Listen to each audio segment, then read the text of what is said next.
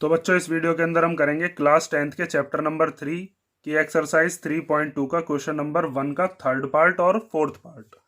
तो third part में हमें दिया है 3x minus y equal to 3 और 9x minus 3y equal to 9। ये दो लीनियर इक्वेशंस हैं, इनको किससे सॉल्व करना है हमें? सब्सटीट्यूशन मेथड से। तो सब्सटीट्यूशन मेथड आप जान चुके होंगे क्या होता है कि उसके अंदर हम क्या करते हैं, किसी एक वेरिएबल की वैल्यू निकाल लेते हैं कोई सी भी एक इक्वेशन में से जो हमारी मर्जी करे। जैसे अगर मैं यहाँ से x की वैल्यू निकालना चाहूंगा तो इस माइनस के y को मैं इधर भेज दूंगा प्लस के y में, और ये जो 3 इधर मल्टीप्लीकेशन में ये किस में आ जाएगा? डिवाइड में। या फिर अगर आप चाहो तो इधर से भी वैल्यू निकाल सकते हो, माइनस का 3y इधर जाएगा प्लस में और फिर ये 9 आ जाएगा डिवाइड में।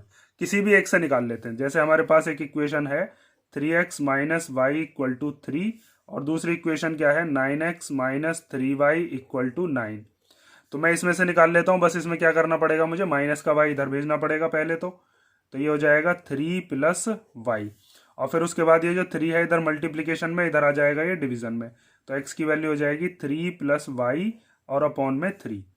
ये हमारे पास एक इक्वेशन बन गई। ठीक है, ये दे रखी थी मान लीजिए हमें इक्वेशन नंबर फर्स्ट, ये क्या है हमारे लिए इक्वेशन नंबर सेकेंड, और ये क्या है हमारे लिए इक्वेशन नंबर थर्ड। तो आपको क्या करना है, x की जो आपने वैल्यू निकाली है फर्स्ट वाली को चेंज करके थर्ड वाली इक्वेशन बनाई है, तो इसको दोबारा से फर्स्ट में पुट मत कर देना, इसको हम किस में पुट करेंगे? सेकंड वाले में। इसमें जहां पर x है उसकी जगह पर क्या रख देंगे? 3 प्लस वाई अपॉन में 3। तो यहां पर आप क्या लिखोगे? Substitute the value of x in equation number second. तो सेकंड इक्वेशन क्या है अपने पास? वो दे रखी है 9x minus 3y equal to 9। और अब इस 9 को तो एज इट इज लिख लेंगे और इस x की जगह पर क्या लिख देंगे? 3 प्लस वाई और अपॉन में कितना है? 3, और फिर है माइनस 3y और इक्वल टू में कितना है? 9। तो इस 3 से ये 9 कैंसिल हो सकता है भाई, यहाँ पर मल्टीप्लाई होता है इस जगह पर। तो 3 के टेबल में 9 कितनी बार आता है? 3 बार। अब इस 3 की मल्टीप्लाई ब्रैकेट में होगी 3 में भी और y में भी। तो 3 3 जा कितना हो जाएगा? 9, और फिर 3 की जब y में करेंगे तो कितना हो जाएगा? 3y।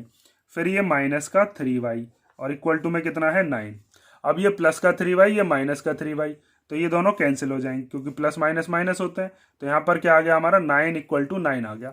तो यहाँ पर तो देखो जो हमारा वेरिएबल है वही कैंसिल हो गया। तो हम x की और y की वैल्यू निकालें कैसे? तो मैंने आपको बताया था, एग्जाम्पल नंबर 6 किया था शायद हमने, उसके अंदर मैंने बताया था कि अगर आपके पास वेरिएबल कैंसिल हो जाता है और दोनों की दोनों जो हमारे पास डिजिट्स हैं, कोई हमारे पास कांस्टेंट इक्वल आ जाए, तो उसके अंदर हम क्या लिखते हैं कि इसके कोई स्पेसिफिक वैल्यू तो है नहीं, क्योंकि आप y की कुछ भी वैल्यू रख लो। जैसे आपने y की वैल्यू यहाँ पर 1 रखी तो 3 1 जा 3 हो जाएगा, यहाँ पर भी 3 1 जा 3, फिर ये दोनों के दोनों कैंसिल हो जाएंगे। अगर मान लीजिए आपने y की जगह 2 रख दिया तो 3 2 जा 6 हो जाएगा, यहाँ पर भी 3 2 जा 6।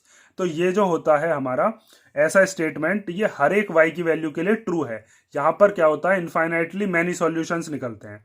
ठीक है, और वैसे भी इनफाइनाइटली मैनी सॉल्यूशंस अगर हम देखें तो हमने एक्सरसाइज 3.1 में भी देखा था। जैसे हमारे पास जो फर्स्ट वाली इक्वेशन है उसमें क्या है?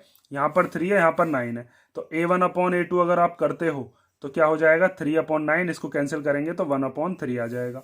b1 अपॉन b2 अगर आप करते हो तो b1 अपॉन b2 क्या हो जाएगा? यहाँ से b1 क्या है? इसका है कुछ नहीं है तो 1 माइनस का, यहाँ पर इसका है क्या है? माइनस का 3, तो यहाँ माइनस से माइनस कट गया, ये भी क्या आ गया? 1 अपॉन 3। और अगर आप c1 अपॉन c2 करते हो तो c1 कितना है यहाँ पर? 3, और c2 कितना है यहाँ पर? 9। तो 3 1 जा 3 और 3 3 जा 9। तो जब भी तीनों के तीनों इक्वल आ जाते हैं तो वहां पर इनफाइनाइटली मैनी सॉल्यूशंस होते हैं।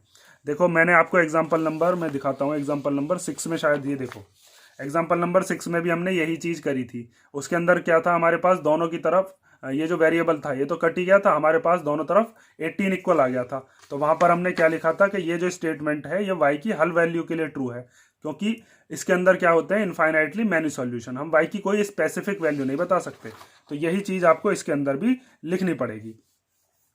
इसके अंदर हम क्या लिखेंगे कि this statement is true for all values of y, all values of y. we do not find a specific value of variable y। ठीक है, और जब आप y की वैल्यू नहीं निकाल पाओगे तो y की वैल्यू को निकाल कर यहाँ पर पुट कैसे करोगे? x की वैल्यू निकलेगी कैसे? ठीक है, तो आप क्या लिख दोगे? Therefore it has infinitely many solutions. ठीक है, ये चीज आपको ध्यान रखना कि अगर आपके पास दोनों तरफ ऐसा अगर स्टेटमेंट आता है जिसमें दो नंबर हैं और वो इक्वल आ जाए तो वहां पर इनफाइनाइटली मैनी सॉल्यूशंस। और अगर मान लीजिए ऐसा आता है जिसमें स्टेटमेंट फॉल्स हो, जैसे देखो ये मैंने एग्जांपल नंबर 7 आपको कराया था जिसके अंदर यहाँ पर एक तरफ -4 आ गया था और एक तरफ 0 आ गया था, तो वहां पर क्या होता है, फॉल्स स्टेटमेंट होता है और ऐसी इक्वेशंस का कोई भी कॉमन सॉल्यूशन होता ही नहीं है। एग्जांपल नंबर 7 को आप जाकर देख सकते हो, वहां पर मैंने ये चीज पूरी डिटेल में बताई दी है कि जब ये नॉट इक्वल आते हैं तो क्या होता है और जब ये इक्वल आते हैं, ये मैंने आपको इस क्वेश्चन में बता ही दिया। अब हम देखते हैं इसका फोर्थ वाला पार्ट। फर्स्ट क्वेश्चन का फोर्थ पार्ट देखो, तो फोर्थ वाला पार्ट हमें दिया है 0.2x plus 0.3y equal to 1.3 और दूसरी इक्वेशन है 0.4x plus 0.5y equal to 2.3। तो इसमें हमें क्या करना है, एक्स और वाई की वैल्यू निकालनी है। इसमें भी कौन से मेथड से, सब्सटीट्यूशन मेथड से। तो मैंने आपको बताया था शायद क्वेश्चन नंबर 2 में कि आपको जब भी ऐसी कोई इक्वेशन दिखती है जिसमें थोड़ी कैलकुलेशन ज़्यादा हो तो आपको सबसे पहले क्या करना है, उस इक्वेशन को सिंपल बनाना। और सिंपल बनाना अगर आप सीख गए तो फिर कोई भी इक्वेशन आपके सामने आ जाए उसको आप चुटकियों में कर दोगे। तो सबसे पहले हमें क्या करना है, इसके जो पॉइंट है, इस पॉइंट का लफड़ा हम खत्म करेंगे, पॉइंट को हम हटा देंगे। तो जैसे आप यहाँ से पॉइंट हटाते हो तो अपॉन में क्या आ जाएगा, 10। पीछे से एक से पहले पॉइंट है तो 10 आ जाएगा। ऐसे यहाँ पर भी हमने पॉइंट हटा दिया तो अपॉन में क्या आ गया, 10। यहाँ पर भी क्या आ गया, 10। इधर से हटाएंगे तो यहाँ पर भी 10, इधर से हटाया तो यहाँ पर भी 10 और यहाँ पर भी 10 आ गया। अब इधर LHS में से आप क्या करोगे, 10 इनका एलसीएम ले लो और जब नीचे वाले सेम होते हैं तो ऊपर वाले को एज इट इज लिख लेते हैं, क्योंकि 10 की टर्म में 10 1 बार और 1 की जब मल्टीप्लाई 2x में करोगे तो 2x ही आएगा। और प्लस 3y इक्वल टू 13/10। ये दोनों 10 कैंसिल हो जाएंगे, आप चाहो तो इसको इधर ले जाओ तब कैंसिल कर लेना। तो ये हो जाएगा 2x plus 3y equal to 13/10 और ये डिवाइड का जब इधर जाएगा यहाँ डिनोमिनेटर में तो इधर न्यूमरेटर में आ जाएगा। 10 से 10 कट गया तो हमारे पास इक्वेशन बन गई 10x plus 3y equal to 13। ऐसे इसको बना लेते हैं तो ये कितने हो जाएगा, दोनों के अपॉन में 10 है तो यहाँ पर 10 हो गया। ऊपर क्या बचेगा, 4x plus 5y equal to में 23/10। इस 10 से 10 कट जाएगा, चलो दो लाइन यहाँ इसके बराबर में तो भी आ जाएगी, ऐसे ही लिख देता हूँ मैं। तो 4x plus 5y equal to 23/10 multiply 10। यहाँ पर भी काट सकते थे लेकिन थोड़ा रिप्रेजेंटेशन में अच्छा लगता है इसको, इसी तरीके से सॉल्व करना आप। तो 4x plus 5y equal to कितना आ गया, 23। अब हमारे पास दो इक्वेशन बन गई। अब आपको क्या करना है, जैसे आपने पिछले क्वेश्चंस में करा है, x की या y की वैल्यू किसी एक में से निकाल लो जिसमें से आपका मन करे।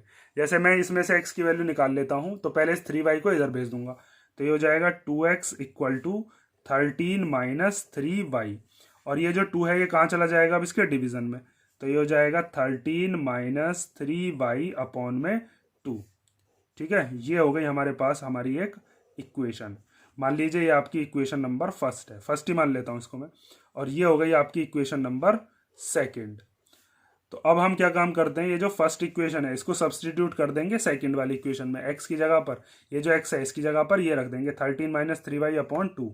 तो अब आप यहाँ पर क्या लिखोगे कि हम सब्सटीट्यूट कर रहे हैं, तो substitute the value of x in equation second. तो सेकंड इक्वेशन क्या है, सेकंड है 4x plus 5y equal to 23। तो 4 एज इट इज लिख लेंगे, x की जगह पर क्या लिख देंगे, 13 माइनस 3y अपॉन 2।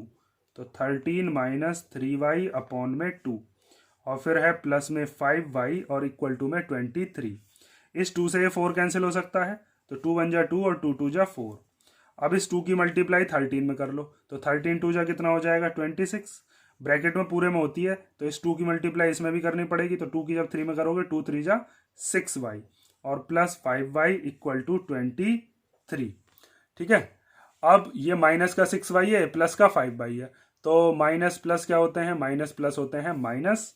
तो यहां से हमारे पास आ जाएगा 1y बचेगा और वो भी कैसा, माइनस का। डिजिट देखनी होती है, 5 बड़ी डिजिट है या फिर 5 बड़ी डिजिट है, तो यहां पर हमारी 6 बड़ा होता है तो उसका का साइन लगा दिया, इक्वल टू में 23। ये 26 का साइन कैसा है, इधर यहाँ पर प्लस माना जाएगा, इधर आकर कैसा हो जाएगा वो माइनस का। तो इधर बचा माइनस का y, ये माइनस इस y का साइन है, कभी 26 का मानो, 26 का तो इसके आगे है वो प्लस का। तो 23 माइनस 26, तो यहाँ से अपने पास क्या आ गया, minus y equal to minus का 3। ठीक है, 23 में 26 गए तो माइनस का, क्योंकि बड़े नंबर का आगे का साइन लगता है, माइनस से कट गया माइनस। तो इसका मतलब हमारे पास y की कितनी वैल्यू आ गई, 3 आ गई। अब ये जो y की वैल्यू 3 आई है इसको इसमें पुट कर दो, चाहो तो इसमें कर दो, चाहो तो पॉइंट वाले में कर दो। तो ईजी किस में रहेगा, यहाँ पर पुट कर देता हूँ मैं। तो यहाँ पर आप लिखोगे अब सब्सटीट्यूट